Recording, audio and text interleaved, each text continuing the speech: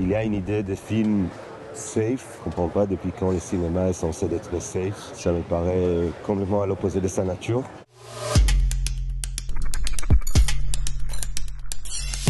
C'est comme un film sur la faiblesse, le défaite de l'artiste, le défaite de l'art, la mort de l'art, la soumission absolue face à l'argent, face à la vulgarité, les moments où l'art devient obscène, ou fait partie, ou a son petit rôle dans un jeu d'obscénité, et les moments où en fait il y a plus la possibilité de dire non.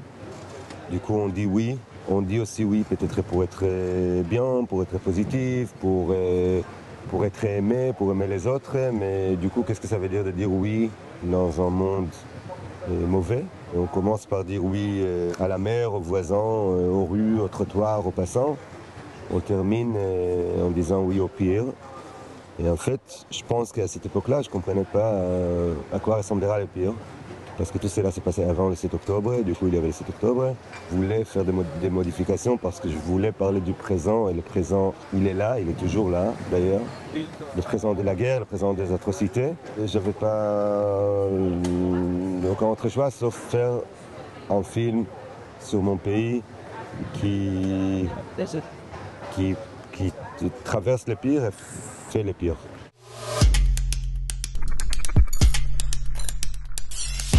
C'est quelqu'un qui n'est pas politique.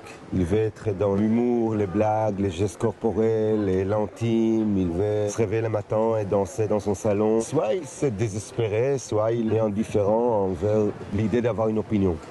Pour survivre, il doit aller rencontrer le monde. Et le monde est en pleine tragédie politique sans précédent. Et il se trouve, au lieu d'être la star d'une comédie musicale, d'être le vilain d'un film politique extrême. Il n'a pas les outils, la capacité, la force, la foi, les instants de résister.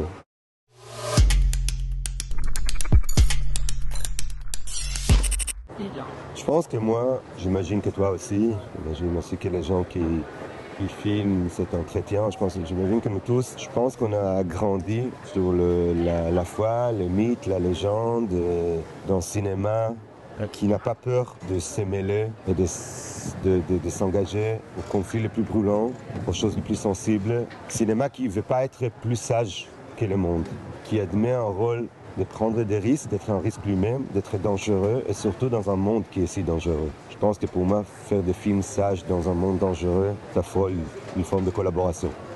Je crois qu'il y a de moins en moins des zones d'une véritable liberté dans le cinéma, dans lesquels on vit.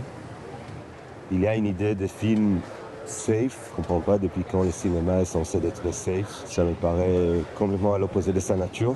Et parmi les cinéastes qu'il faut garder, réétablir ce cinéma qui n'a pas peur, qui sert parfois de bombe pour les gens qui n'ont pas de bombe et qui exige de son public de prendre une position et par rapport à ce qu'il montre et par rapport au cinéma. Pour moi, la quinzaine des cinéastes, c'est une zone avec une importance immense dans un moment pareil.